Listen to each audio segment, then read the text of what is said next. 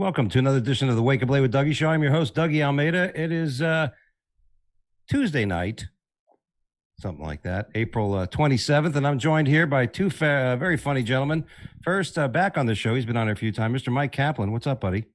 Hey, happy to be back, and happy birthday to my dad. Today is my dad's birthday, April 27th. There you go. And how great is that? And joining us for the first time, Adam Hunter, who's actually on his way to a gig, which, of course, makes every comic who's sitting home at a couch happy to see when another comic is rushing to another gig while we're sitting here sending out our avails, trying to get gigs, and there he is. What's up? Hey, you're working all the time, bro. I see you like crazy. It doesn't matter though, right? Like you could be working weeks and weeks and weeks and you're sitting home that weekend and you look, oh, somebody's in Vegas. Oh, you know what I mean? It's just crazy. And salute to your driver and not the lucky gentleman who's going to be able to open for you one way or the other. It's Jonesy. His name is Jonesy. And I share, Mike, by the way, good to see you. I share your dad's birthday. My birthday is also April 27th. Happy birthday, me and your dad. Thank you. Actually, Jonesy is my dad. I didn't realize that he was your driver, but great to see you, Dad. Sincerely, it is great to see you, Jonesy. It's been a long time. Man, this is been you a long time. Like, is this your Frank Zappa look that you're going for here with the whole? I call it Groucho in the front, party in the back. He's actually an Uber driver, Jonesy. He's actually not. Yeah. That's funny. See, we're all 6 degrees of separation here. That's what happens. It all comes together. I think, the first time I met you, Adam, was at the NoHo Comedy Club or the Comedy Club during one of the NoHo Comedy Festivals. That's like your home club. You're in that area, right? Generally living there? Yeah, I love that club. It's a fun club. I remember that. That was the crazy festival. Some guy like interviewed me and got every single like fact wrong about me. And then apologized, told me he was on mushrooms. And I was like, oh, it's okay, man. He's like, I'm here with comedian Bill Hunter. I'm like, Adam Hunter. He's like, you were on Fallon? No, I wasn't. It was just like everything. It was like a bad sketch. You know? But yeah, I saw you right afterwards. Yeah, that was funny. I saw this guy, said, oh, man, I got to bug him. Come down to Florida, do some shows. We'd love to have you. That's how you and I met, Mike. So you were referred to us, and you came and did the Tavolino's room, and a few times. Oh, yeah. I had a great time, and I just want to add that I feel like whenever I am on mushrooms, I get everything right. So I don't know if that guy had a bad batch. Yeah, don't blame the mushrooms. Adam. You know what I mean? Everybody handles things differently. I think that's the message that Mike's mentioning, and I'm glad to see you drinking tea, Mike. You're reminding me, speaking of parents, you remind me of my mother who always drank tea. And I just always saw that tea thing hanging out of the cup because I'm a coffee guy and I think it's got to be coffee, but it's tea. Oh, yeah. Oh, what if I told you that it is actually a tea bag, but I've steeped the tea bag in coffee. So it's even, I am your mom and Jonesy's dad. I forgot what I was saying. And an Uber driver. And that's the way it's going. Hey, you're a judo. Let me ask you, Adam. I watched some of your stuff. You're wrestling. Your background's wrestling and a little judo. No, just wrestling. I wrestled in high school, a little bit in college, and I coach wrestling now. Great. And by the way, your daughter is adorable when she's playing soccer. Yeah, it's great. I think I wrote something one time. She'll be a goalie because she ran out in the field and picked the ball up. Yeah. She's not supposed to use her hands. No. Yeah. Whenever I tell her, don't use your hands, she thinks it's funny to use your hands. It's like, funniest thing. And then she'll instruct all the other kids to use their feet. And boss them around. I'm like, okay, she's too funny. That's hilarious. Well, sports with that great weekend of the UFC. Obviously those fights, a lot of leg breaking, consecutive fights where people got their leg broken. Yep. I know Mike is not a big pugilist. I know Mike is not I don't even know if Mike's ever been in a fisticuff before. I would say one fisticuff, though. Yeah, I would say that as a comedian, people have often told this. I'm sure that you get this as well when people who are not in comedy are like, is it break a leg? But don't really break your leg. But I guess they didn't say that to the fighters this weekend. No, they said break them damn legs. Have you ever seen that live? Have you ever been next at a sporting event or heard somebody get their leg broken? It's very chilling experience. I have not, though. My girlfriend, a year and a half ago, did break her ankle, which was her leg bone in two different leg bones, the tibia and the fibula, both like had pieces snap off. And I wasn't there for it, but I did. I learned what it felt like, and it was not good. Yeah. And that's amazing that your girlfriend's a UFC fighter, Adam. Your family's going around. Anything like that in wrestling? 'Cause, I mean, it's a little more different.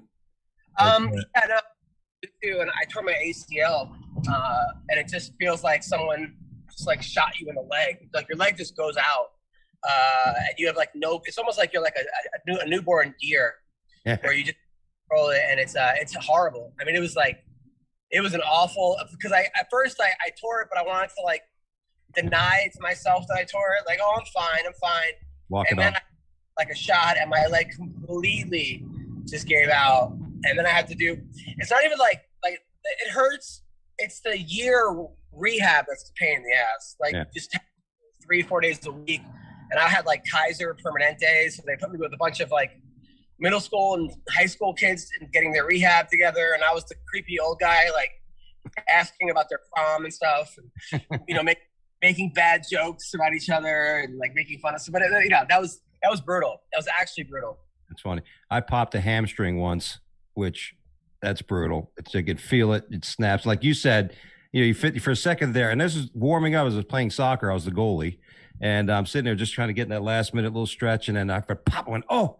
And I had that second where I went, oh, I can walk this off. This is, that took a few steps. And I was like, oh, a brutal pain. We talked about sports and athletes. Last week, LeBron James was, I shared this guy where he tweeted and deleted. We know the story, pointing out the officer and making a certain reference to the officer. And I hate to make this all about sports, Mike, up at this point, but but you're a willing participant. I don't know. I mean, are we in that? Do really sports and politics mix?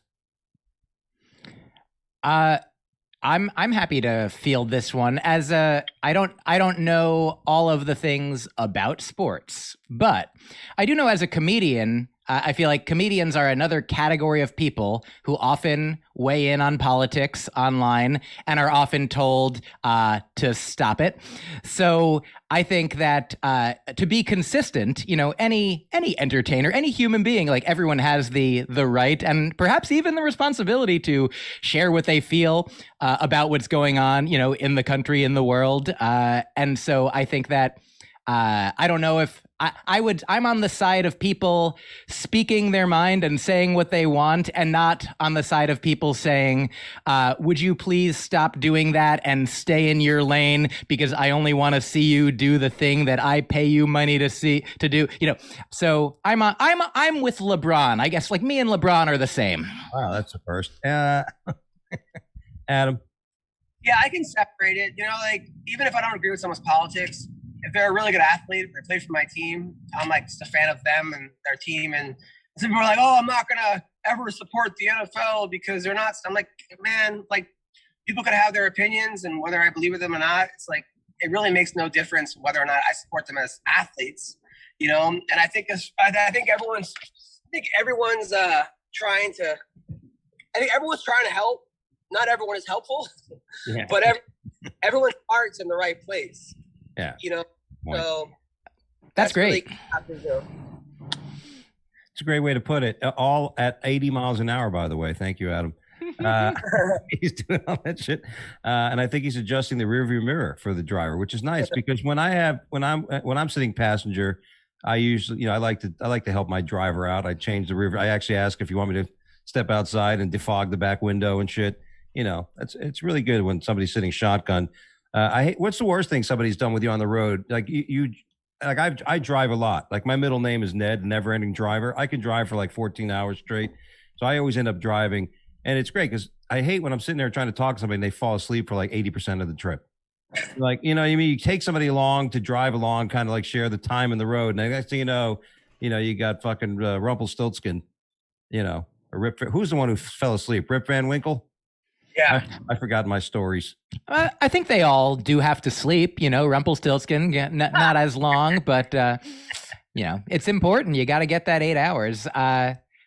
One time, if the question is what's one of the worst things that's happened while driving, I was coming back from like a college gig in upstate New York to New York City where I live a couple years ago, and it was like winter and it was a heavy snowstorm, and I think I was going the speed limit, which I was much faster than I should have been going because of the ice, and my car it spun around like 360 degrees, and I feel very lucky to be alive because like a car is like whizzing by me, and I wonder what that person's thinking, like, oh, I might be seeing a person about to die, and it just fishtailed off of the road like into a ditch, and thankfully I wasn't hurt, and I got towed out and the car was drivable to get back home, but it was terrifying.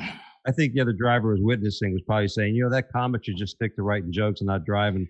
I agree with you, and I'll also say I understand that a person falling asleep in the car with you is also bad. Yeah, I agree.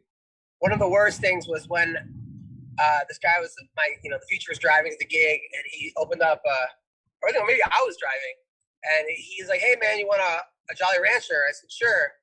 And then 10 minutes later, or half hour later, I'm about to go on stage, and I was already on Dayquil because I was sick, and I'm like, "Hey man, I think you drugged me. I'm feeling high as fuck right now." And the guy's like, "Oh, I gave you an edible." And I was like, "Why would you not tell me this was an edible?" I'm like, "You're the guy who drugged me, and I'm the guy telling you that, like, I think someone drugged me." And and then they were like announcing my name, and I had to do an hour completely high off my ass. And man, that was like one of the worst. I mean, it was like an okay set because I told the crowd like, "Hey, someone gave me an edible," but they thought that was like part of the act, like that was my shtick, And then every time a joke didn't land, I assumed the joke was never funny, and that everyone was lying to me the entire time. I've gotten into this like hole.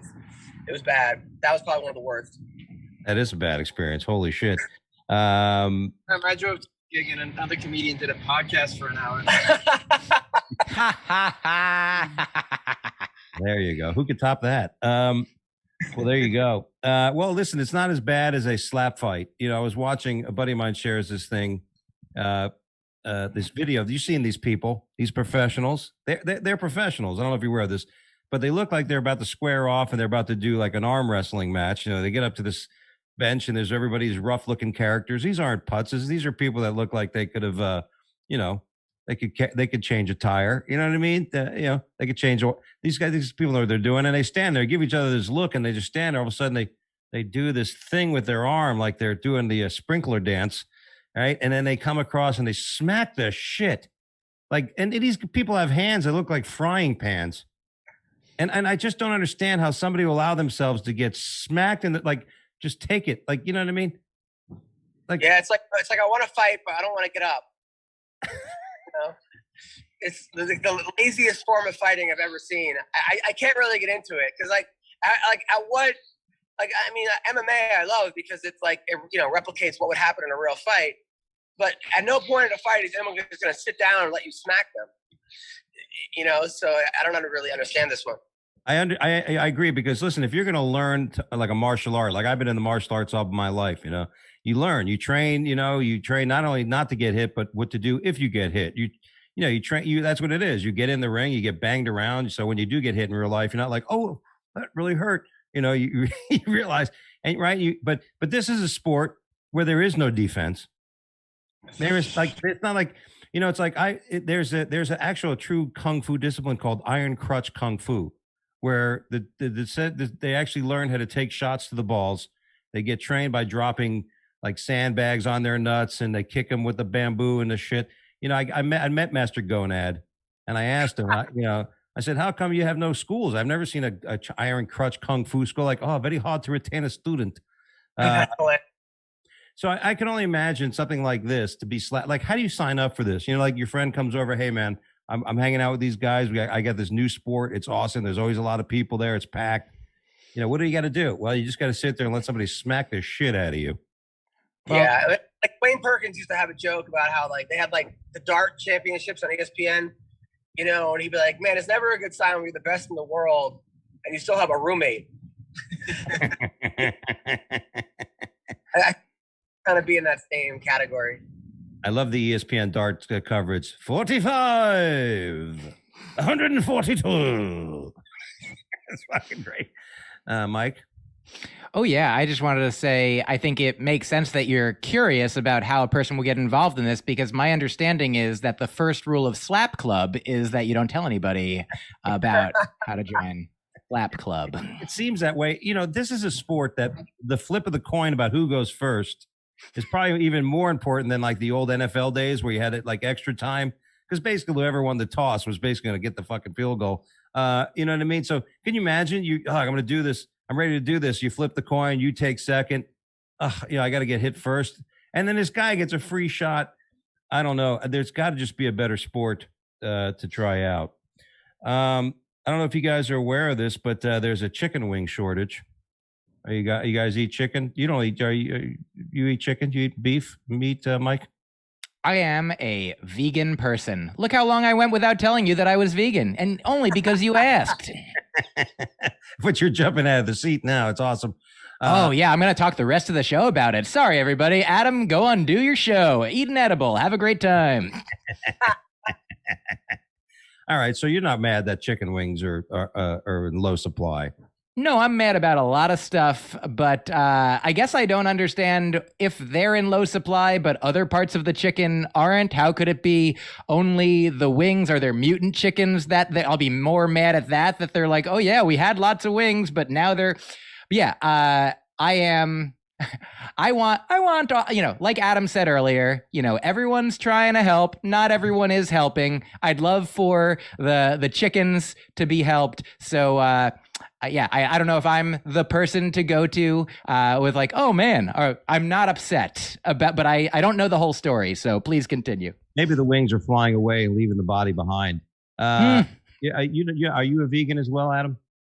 I'm not a vegan, but I think that's going to suck for people that say they go to Hooters for the wings, right? Yeah. All the guys that are like, oh yeah, why do you go to Hooters? Oh, because of the wings. Now you're going to have to come up with a new excuse just because I'm a fucking pervert. That's why I'm going, Yeah, I mean, I'm always amazed when I meet my friends who are married that don't mind their husbands going to the like when I do that for like work, like business trips and business lunches and stuff. And I went to Hooters. My wife, like I used to do this. I used to entertain financial advisors, trying to like and take them out to the strip clubs and stuff. Like you take them to strip clubs. Yeah, of course. Well, you go to Hooters, because they're Hooters wings are not, they're Hooters wings. The only time they're ever good is if there's no strip club in town. Like there was a good Hooters, a good strip club. Girls would be like, "Fuck this! Why am I gonna dress like a cocktail waitress at a strip club and not just strip and make 85 times the amount of money than at a Hooters?" And so I always find it weird. Also, if you go to Hooters, you see like a couple and their kids. Yeah. Girls are like signing autographs. Like on their calendar. Like the whole thing is just bizarre. It's very like I don't know. I never old Hooters things, to be honest. It is interesting. It is interesting when you sit there and you watch a whole family and they got the color. They got the coloring books, and the little kid's like, "What color is nipple? What color should I use? And my crayons, Dad, for the nipple." Yeah, that's any color you want. Be creative, son. I'm just glad you like the nipple. I'm glad you're attracted to it, kid. I guess I'll paint your room blue. Well, I don't know. I mean, if it's not chicken wings, what would be a shortage? What's your favorite food? What would you flip out if you couldn't get? Well, I'd like to think that as long as there is food that I can eat, I'll be grateful for it. I'll say that I I'm a big peanut butter fan. If there was no peanut butter left, that would be, some sad jelly sandwiches, some sad half, peanut butter cup chocolate situations. Like I would make do, but yeah, big peanut butter guy. That's a good one, actually. Yeah. My dog feels similar. Oh yeah, but lots of guys would be lonely and their dogs would be missing out. Suicide. Peanut butter would cause suicide in the male population. Adam, what's your favorite food? I'm like an ice cream guy, which I never understood. Like at McDonald's, they like won't serve like flurries or like McFlurries or milkshakes after 1 a.m. Like I never really understood that rule. Really? But yeah, like you ever go to McDonald's, like you come back from a late road trip and you're stoned and you're like, I want to get a milkshake. Like, oh, sorry, like we don't serve me after 1. Like what happens to the milkshakes after 1? It's not even a joke. I just get annoyed by that. I don't have a punchline. Well, you don't need one. I'm pissed off too. I want to go to McDonald's to complain. I want to go there after 1 just to find out what the fuck the deal is. I want a goddamn McFlurry. Parmesan, anything Parmesan would upset me if there's a cheese shortage. All right. What do you think's the biggest enemy of comedy, gentlemen? What do you think the biggest enemy of comedy? Go ahead, Adam. I think is the biggest enemy of comedy because I think comics, we're so, we all want validation, and it's the easiest way to get validation is to put like a joke on Twitter or a joke on Facebook or a set on Twitter, and then you immediately get canceled for that joke. So I feel like any type, and you almost can't really blame the people because they didn't sign up for a comedy club, they signed up for Twitter, so, but I think at the same time, it's like you see so many comics that cancel because jokes they put 5 years ago or 7 years ago or 8 years ago. So I feel like social media probably is the biggest enemy to comedy. Wow. At the same time, it helps make comics puts ass in seats. So I'm kind of torn on that answer too. It's a yin yang.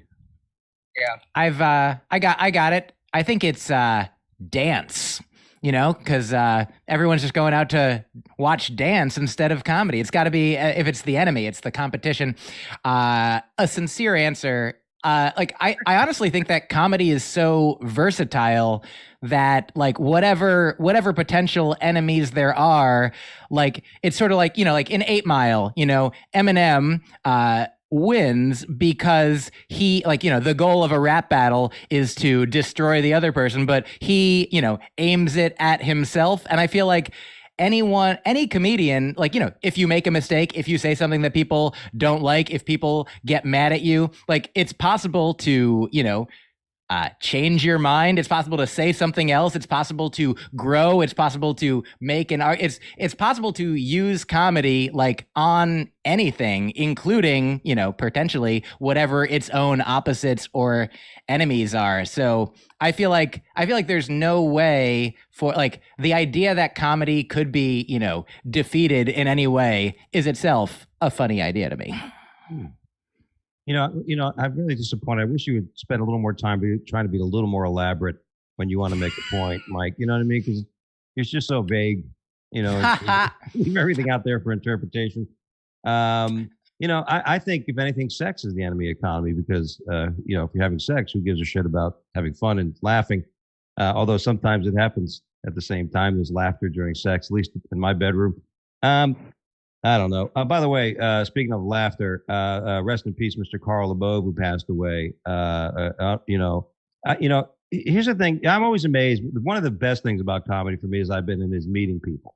You know what I mean? Like just get to meet the people and everybody, the variance of people that are in comedy, right? Like all kinds of people. This isn't like a brotherhood. I'm sorry, or how would I say?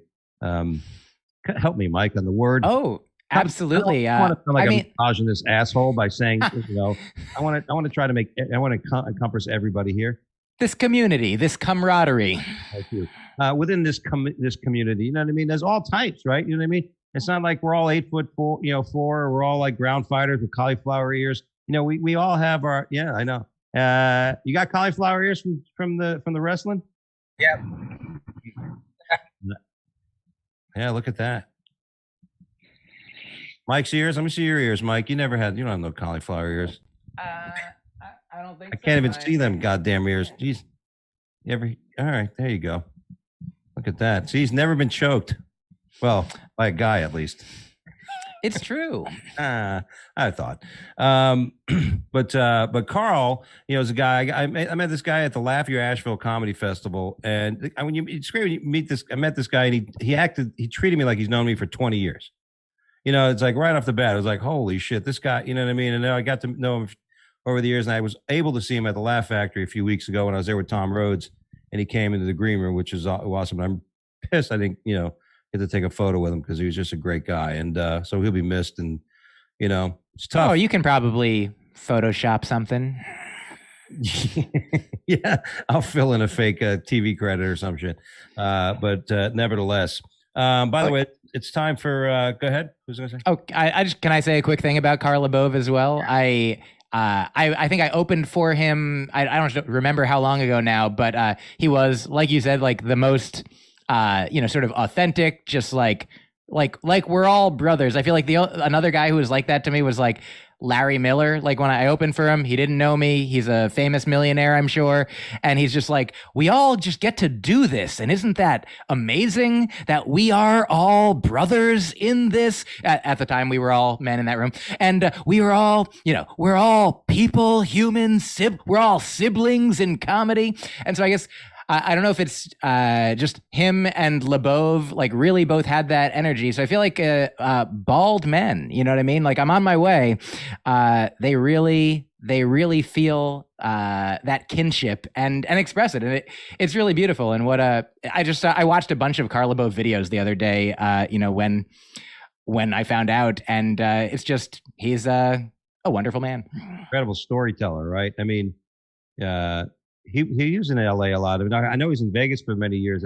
Towards the end there, that's why I kept running into him. But just part of Sam Kinnison's tour. That there's some stories there. You know what I mean? But you guys been doing it a long time. I think you start to feel that at a certain point, right? When you're maybe in the 20th year. When does that happen? When you just feel like, you're not at, because I'm in my 13th year and I'm still like, hey, when is my door? When, you know what I mean? Like I still feel like I'm the new guy. I'm like I'm like, hey. I don't feel like I'm at that level. Like when you go into a green room where you guys are at, I almost like, oh, can I come in? You know what I mean? I still at that level. You know what I mean? I don't want to, come in and shit like that. But when do you reach that point where you're like, you know what? I feel good. I feel like I am part of this community. Adam? I don't know, man. It depends. I mean, you always depends who I'm with, to be honest. Sometimes younger comics are a lot nicer, a lot more respectful. And then you get guys who are just all about like the scene or whatever. I think a lot of times after I perform and like I have a good set, and then you can bond with somebody or it's weird. LA comedy is a strange thing. I started in New York and I was giving out flyers for 5 years. I was in Times Square, and we definitely had it was like me and like Dave Rubin and Melissa Rauch from Big Bang Theory and all these people, and it was a grind. They came out to LA. It really depends who we're with, but I definitely feel like there's definitely like a certain type of I have no idea. That's a weird question. I'll answer it. It's year 14. You're almost there. Thanks. Thanks. I'll just have to wait for the next few months for that feeling to come along. But I appreciate that. All right, guys, it's time for the news is a joke. This is where we talk about stories and try to make some jokes out of it, make some fun of it, come up with some quips. Shit, hey, you may even come up with your next closer. But if it is said on the show, it's physically owned by me. And if you put it on any talk show or anything, I collect revenue. No, I'm only kidding. I don't give a shit. Man bowls a perfect game with his ball containing the ashes of his father. Interesting. That's a headline that catches the. You guys ever bowl? I do enjoy bowling. My grandmother bowled for most of my, like when I was a child, like she had a bowling league that she was a part of. So that was like my first, and she died last year as well. So it's nice to the link of bowling and death. But I guess what about this story? The only thing that I would say is there's like one thing maybe keeping it from being a completely perfect game, and that would be your father being alive, I would hope. But second best. That would be great, right? Instead of the ball coming up after the perfect game, his father comes flying out of the ball return. Dad, he's risen. Out of the ball return. That would have been pretty cool. Adam, you want to add? I don't know. I mean, it's just a weird, like, guy like fingered his father, but yeah, I mean, he must have had some anger towards his dad if he's just fucking throwing him. I mean, but at the same time, his dad probably was bowling with his dad. His dad was proud of him, and that's awesome. Good for him. By the way, the last question, I think when I did the Tonight Show, the second time I did it, I felt like I was actually like something that they can't take away. Every time, no matter where I'm, I always feel like they could always remove what I'm doing. But when you get certain milestones you do in comedy with this Tonight Show and Last Comic Standing, I feel like they couldn't take that away. Yeah. So that's probably when I felt like I actually like made it to the big leagues, I guess. I definitely think that's a great point of saying once you got that, you both have it. You both been on late night talk. You know what I mean? So I think that's definitely a good thing. Like, hey, I've been here. You know what I mean? Yeah. I think it's definitely a great point. If I may, just for fun, I like that. Once you do late night, they can't take it away from you unless they look at a tweet from last week. Exactly. That just opens the drain pipe and lets it all go away. Right. Absolutely great point. Yeah, and it was funny with the story, by the way. He did use part of his father's ashes, and it was put in the thumb hole. The guy does the two-handed bowling where he fingertips and doesn't put. So he is not fingering his father. So so thank God that's not happening in the bowling alley. But you're right. Like, what is this? Is he going to keep this ball forever? Like, are you going to like go to like a Salvation Army and go, hey, a 15-pound ball looks pretty good. Like, why can't I put my thumb in there? I think that you said he only used part of the ashes, so I think the other ashes he's going to put into a microphone, become a comedian, and then go to the Laugh Your Ashesville Off festival. It's a callback. See, that's why you guys are accepted in the circle. Our next story: Michigan woman glues eye shut after mistaking nail glue for eye drops. Who hasn't done that? Like, I mean, who hasn't been in a knife fight in middle school, and who hasn't? Yeah, I mean, basically, the story read the woman her eyes burned a little bit, so she went to get some eye drops, what she thought was eye drops, and she grabbed the glue. And I would never want. I would see that. I'm the kind of person I'd look at those two and I go, wait a minute, these two bottles should not be in the same carrying purse. You know what I mean? One needs to be way over there. And one needs to be, I mean, it's okay if you mix up the salt and pepper. They kind of look alike. One has an S at the top. The other one has like a speaker, okay, I put salt and pepper. You can live with that. But, putting the super glue in your eye.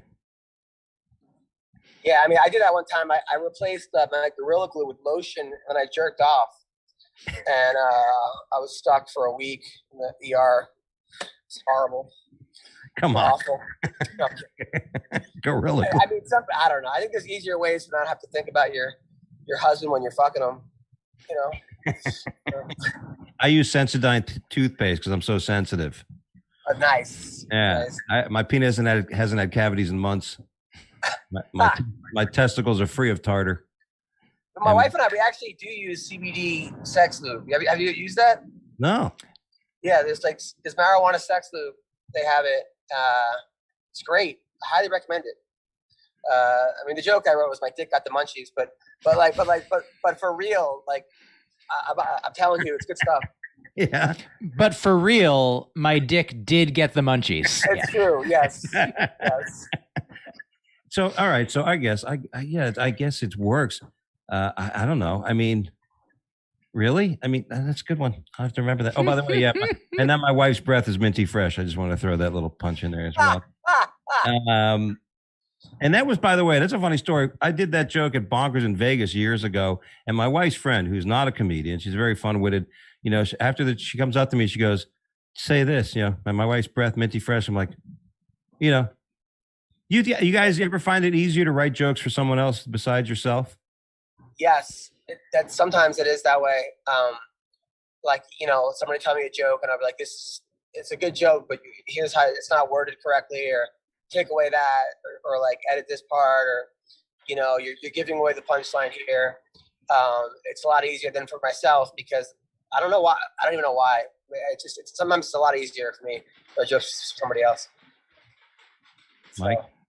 Oh yeah, I love, like, when I'm on a show and when I'm like watching other people. Often the beginning of my set, I will like have taken notes of like tag ideas and just sort of like continuing to live in the world of the jokes that they created. And so, I mean, it's sort of just like, when it's not just your own brain, when you're like, oh, that's how that person thinks, then it opens up brand new avenues if they think differently than you, and can be like, oh yeah, you should try this, or stop doing comedy, or whatever it is, Yeah, no, I like watching other people bomb when I write the jokes for them, actually, because then it's like, aha. Yeah, you zoom ahead of them, absolutely, yeah. Yeah, you those fools. Yeah. Now you know how I got on the Late Show. I mean, I always thought it's kind of weird because I've been on both sides of that. Like I had Sam Morril, very funny comic, right? I worked with him one time at Belushi's or something like that, and he says, "Hey man, try this." One of my jokes. Say this instead of this, and I did it, and he crushed, right? I'm like, oh, so I was, like, hey, that's awesome, thank you so much, And I've done that. I go to open mics, I see younger comics, I'll say, hey man, like you said, cut it down. This is funnier. This is probably a quicker word, right? And you give it. But I also watched one time, I was with Jim Florentine, and this open mic comic walks up to me and goes, "Hey Jim, I have some tags I want to share with you." And Jim's like, "All right, thanks, buddy. Just wait over there in line. Go over there in the rookie, go over there in the rookie line and hang out over there." Yeah, it's something you guys do that. You do that for other comics. Is it? How do I say this? Is it rude to do that to another comic, especially a really funny comic? Yeah. I think it's very rude to go up to another comic and unless they ask you, unless you know them. If you know them, it's one thing. But if a random person goes up to you, "Hey man, I got some jokes for you," it's like, bro, like, especially like I don't know. It's just kind of like, but also on how good your set went. Like the last thing you want to do is like bomb and have somebody come up to you and fucking, "Hey, try this," and it's some shitty fucking. Yeah, you seem like you need some help. Yeah, that's you're right. Great point, Mike. Yeah, I mean, if you know the person and you're friends with the person and you have a relationship with the person, even then, like, whenever if I see a friend or somebody who I know, well enough and we're friendly, like if I think of something and I think it's fun, like I'll usually ask them like, "Hey, would you like to know an idea that I thought of that you could use if you want to?" And then like some people are just like, "I want to write all my own stuff," and they'll let you know that. But I'd say most of the time when I ask like, "Would you like?" and I'm mostly not. It's mostly sort of like peer to peer, or if it's like younger people who are who know what they're doing, but like I'm not offering advice to anybody. Like if I'm opening for somebody, I'm probably not necessarily, unless they ask again, like Adam said. But yeah, I would say asking the question like, "Hey, would you like to hear this idea?" is always a fine way to go, as opposed to assuming that you're entitled to offer something. Well put. Again, thank you. Thanks for asking. You're welcome. And I try to edify our listeners, and we try to make them laugh. We try to edify them and say, you know what? No, shit. Really. I got 1,000 shares of Amazon. I can care less what anybody thinks. Any rate. So, and by the way, Adam, you were just here in Florida, right? Did you just leave? Yeah, I just came back. I got back yesterday. I was in Boca. At the Boca Black Box, nice room there. And you did how was the turn on some of the other rooms? Because those are newer rooms. It was okay. It was like, I think they said I did a lot better than a lot of the other comics, which was nice to hear. But one of the rooms just acquired. But the one in Boca did pretty good. We got about 80 people on Saturday night. Nice room, nice turnout, nice room too. Yeah, the other rooms, I know the other rooms are just starting. I think what somebody was telling me, there's like 6 people. I'm like, You know, what's the smallest crowd you ever performed to, Mike? I one time had a college gig, I think Monmouth in New Jersey. I just started doing colleges like around 2008 or so. And I showed up, and I think it was like a 7:30 show. And at 7:30, the only two people there were the one of the students in charge, who was not even the student that booked me. That person had a class at the time, and then their advisor. So those two were there. Then so if we started then, it would have just been those two people who booked me. Then my dad showed up because he lived not too far away, and he had two friends with him. So my dad and two friends were there. Then two students showed up. So about 5 after showtime, there were 7 people in the room. 3 of them, my dad and his friends. 2 of them working there, had to be there, and 2 students. And I said by the end of it, over the course of the show, there was about a dozen people came in and out. But yeah, I would say, I mean, you know, like probably I've done a show for 2 people. Yeah, that could be. Sometimes it works out. I remember at the old Fort Lauderdale Comedy Club. I did a show. I think we had 4 people there, and then we just basically walked up to the table and just did a joke. I don't know, did we lose Adam or not? But if not, yeah. Seems pretty perplexed. I'm here. We got him frozen. We'll see what happens. Maybe we'll get him back. He looks like he just took another edible. Ha ha ha. Anyway, we're back, Adam. Nice little camera angle there. And if you missed that, but here's our next story. Groom goes to the wrong wedding venue. Nearly marries a stranger in Indonesia. And who hasn't done that? I think that's a travel tour you can get on one of those tours. Marry a stranger in Indonesia. Costs like $3,800. Well, it's like the marriage can only get better from there. Right. So. I know some places, I don't know if Indonesia is a place where they do arranged marriages, but I know where there are arranged marriages, you know, sometimes you meet somebody on the day of your wedding. And because of that, because you don't have any specific expectations other than we're going to work together to grow this, arranged marriages often end up, you know, being stronger and longer lasting, and you grow to love each other in ways. And this isn't a comedic take at all, but I think if that man married that stranger, it could have, like, let's check back in 30 years and see if how happy he is. They'll probably end up giving birth to the Antichrist, you know, one way or the other. If you just met a woman, you had to meet her on your wedding day, what would be a deal breaker when you saw her? Adam? Probably a cock. Yeah. But growing out of her forehead. Yeah, I mean, I don't know. Would be a deal breaker, to be honest. I mean, I think there's so many things would be a deal breaker. I mean, I have to be attracted to the person, right? All right, let me ask you this: what relationship did you end for the most, let's say, you know, bullshit reason? Like, you know what I mean? The most shallow reason. Why did you break up with somebody? The most shallow reason you broke up with them? I'll start it while you're thinking. Bad breath. I remember going on the 3rd date with this girl, and I was kissing her, and she had bad breath for the 3rd day. First time you give her an excuse. All right, maybe, you know, she had some, you know, food. It's been a day. Second time, like, all right, well, she's hot. You know, she looks like, you know, she's pretty hot. She looks like a Hooters waitress. And 3rd time, that was it. I ended the date, and I went home. Any recollection? Have you ever broken up with a woman, Mike? Have you always been, in other words? A fine question. I mean, I don't know if the ones that spring to mind, like I broke up with a woman once because she wanted children, like 3 in the next several years, and I wanted at the time 0 in the next more years than that. And so I don't know if that fits the shallow range.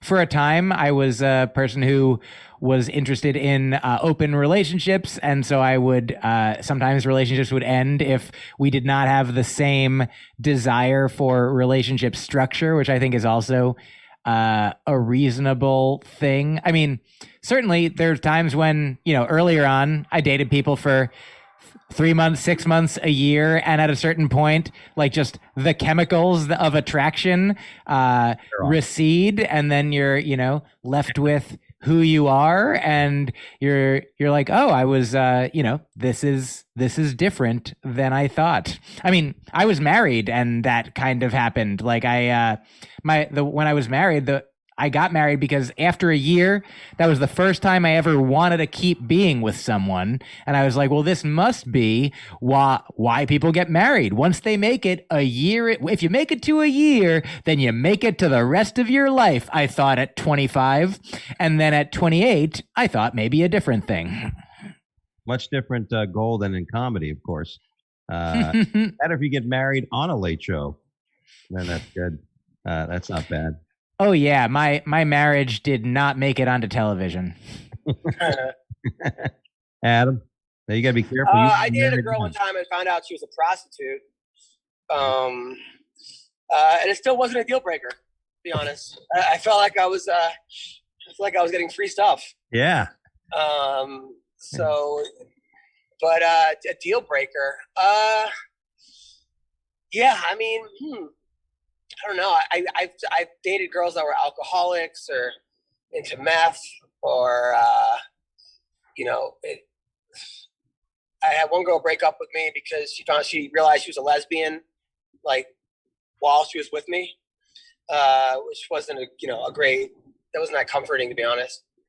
Yeah. But to realize not only is this girl not attracted to me, but not attracted to any man because of me, I feel like I let down the whole gender. But yeah, it hasn't really been. I had one girl.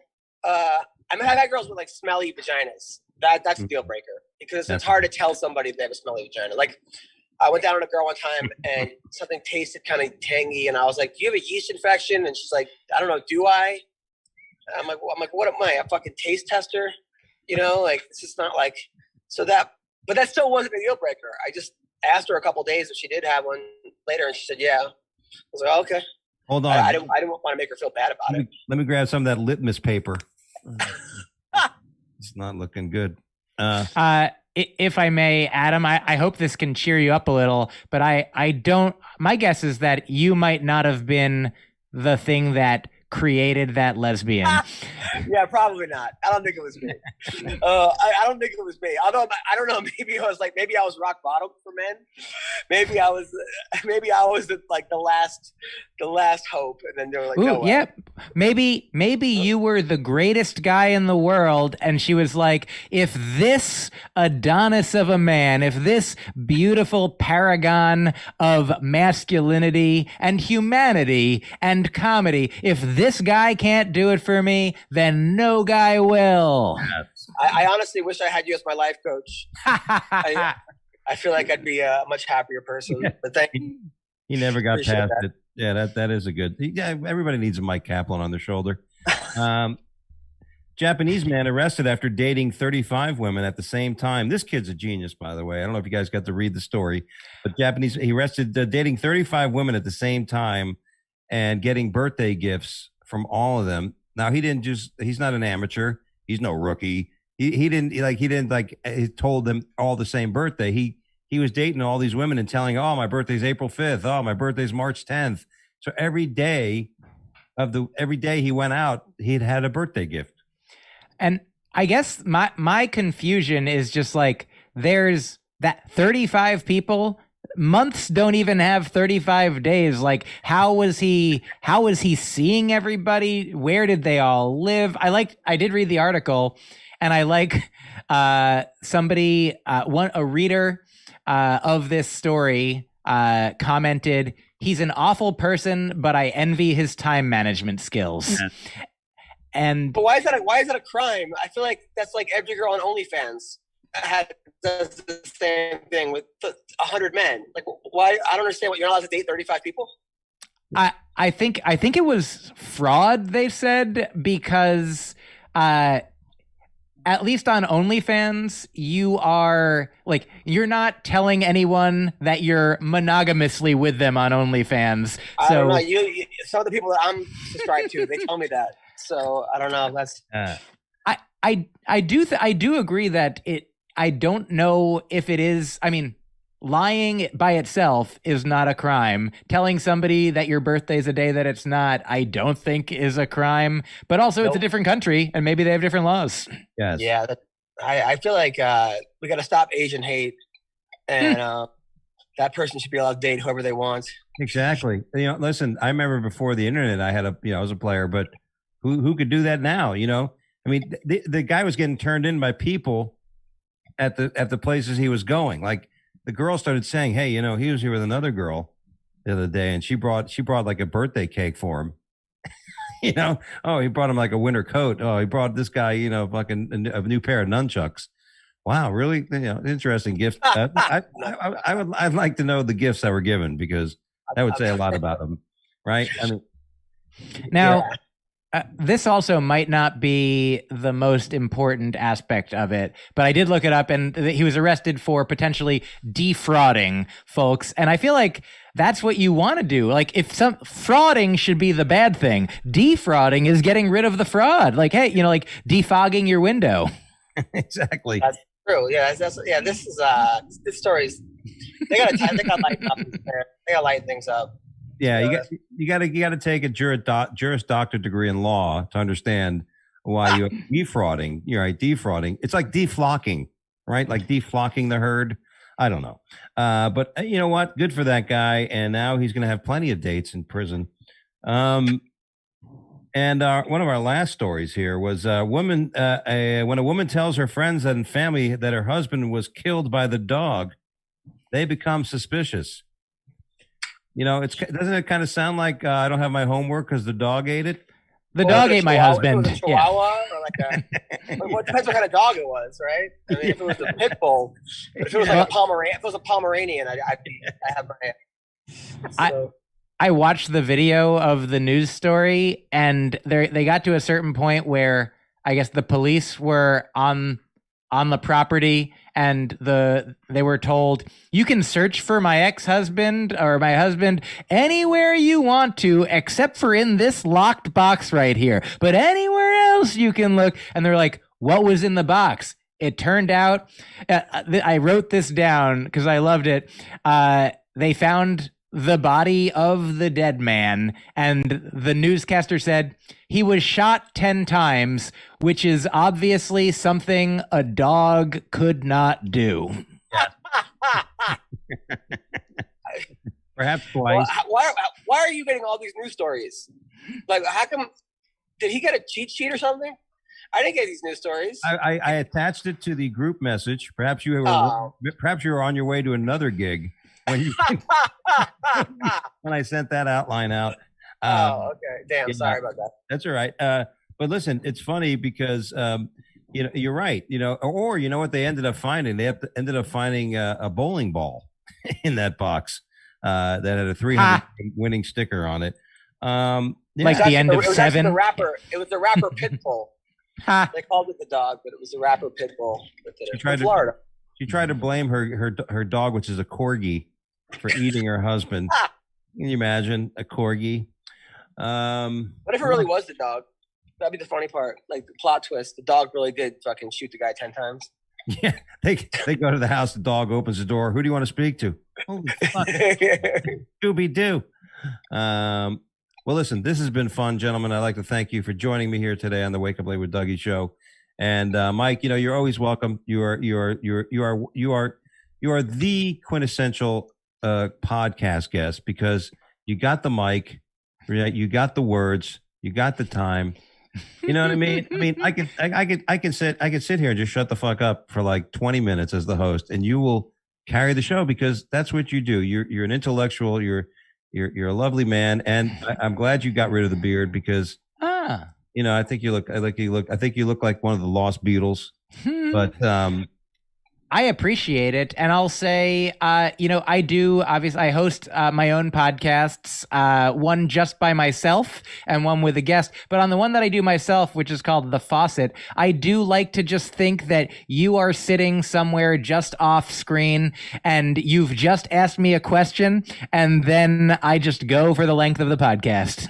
There you go. See, I'm glad I'm quintessential in that aspect. And Adam, thanks for joining us on your. Hey, well, hold on. What is this bullshit? Mike, you're the best. You're the greatest. Blah, blah, blah. And then fucking Adam, thanks for joining us. Like, okay, I mean, Mike? at least pretend that I know this by internet stuff. And I know I get it, but you could have just been like, I mean, what the. Fuck. Adam, let me jump in for a moment and say, Dougie, may I offer you a tag for the way that you just treated Adam? How dare you? How dare you? Jesus. I could tell you don't comedy 13 years. Fuck. It's turning into a roast. Well, with all that being said, I think you're a funny fucking dude. I want you to come back to Florida to do. By the way, gentlemen, we have the Isla Morada gig is starting again on Sunday. Tavolino's is coming back on my rooms. So always welcome. If you're going to come through Florida, let me know. Very cool. And if I may, Adam, offer you this one final gift. We all hear things through our own filter. And what he said to me, he's like, Mike, I like that you have the time to be on a podcast. Not like Adam, who's zooming to gig to gig on stage. We can hardly even get the guy. He's just so busy. But you are reliably sitting at home waiting for the call. So look at that. Well, listen, Doug, you were here. So I just want to thank you. You had great energy. And I thought you were funny. Okay, so I can never do what you do. Keep at it. And I will say this, by the way, you came back, by the way, because there are a lot of people on a podcast. You're doing all this shit. You guys would have said, "Fuck it," right? I mean, let's be honest. 9 out of 10 people would have said, "Hell with it." And I wonder, did you driver? Did he say that? He said, no. I think those 9 out of 10 people are successful. But me, I'm like, fuck it, because I know what it's like to be in your situation where a guy calls in from his phone and you're like, come on, motherfucker, you had weeks for this, and it feels really good to be on this side, to be honest. So thank you, man. Good luck with everything, and next time I'm in Florida, I will definitely hit you up, man. Thanks, brother. Safe travels. You guys have a fun time there, man, on your gig. Thank you, brother. You got it. And again, Mike, thank you, sir. I don't want to say anything else nice about you. I get it. We'll talk. Oh, he's gone. We can say it all now. So always a pleasure, my friend. Yes, absolutely. And, the last time I don't know if Christmas, we actually got a lot of feedback on the last time you're on. And a lot of people said, you guys, because I guess we are very different. You right? I would say you and I are quite different.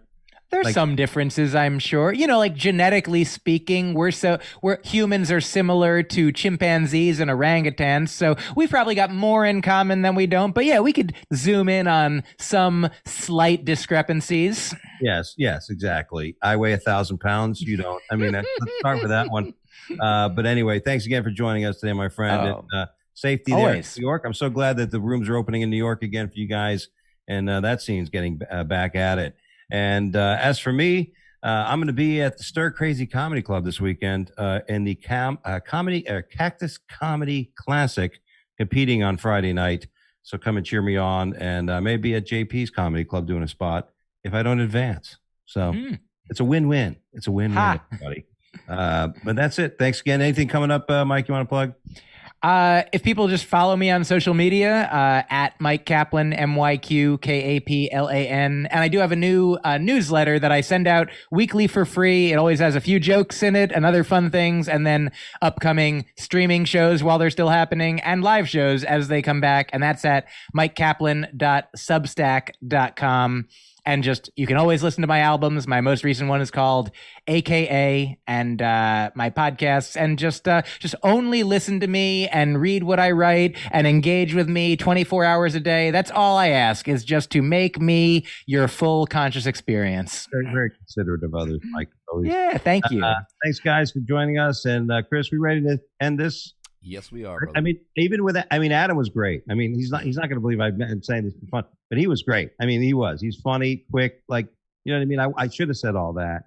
You know, I just didn't think about it. I just felt like, I don't know. Was it me? I just felt like he was in a rush. You know what I mean? He had to get, I wouldn't want to be in that spot. But I'm glad he did it. I'm glad we stuck around, and he did a great job. I did that. I think he did a great job. Again, very funny gentleman. That's it, Chris. Let's take it away. And by the way, we're excited next week. Who the hell I got on the show next week? I don't know, but I know I'll say this. Harry Basil is going to be on the show for his birthday coming up, which is going to be great. Because I always wondered, because I was just there and I worked there for the first time. So I don't know. I don't know if I got the thumbs up or not. So I think we're going to announce on the show live whether or not. Where was that? At the Laugh Factory in Vegas.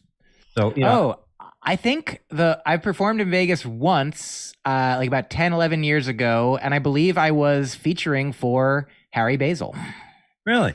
Yeah. So it comes around. But yeah, so he'll be on the show on May 4th, I think it is, something like that. And other things like that. So anyway, guys, stick around. We're going to have great shows coming up. Follow us on Twitter at Wake Up Dougie. Follow us on Instagram at the Wake Up Late with Dougie Show. Follow me at Dougie Dangerous on Instagram and my Twitter handle at Funny Fiduciary. Because it's funny to say fiduciary. Ha. That's it. Chris, we ready? There you go, guys. Thanks very much.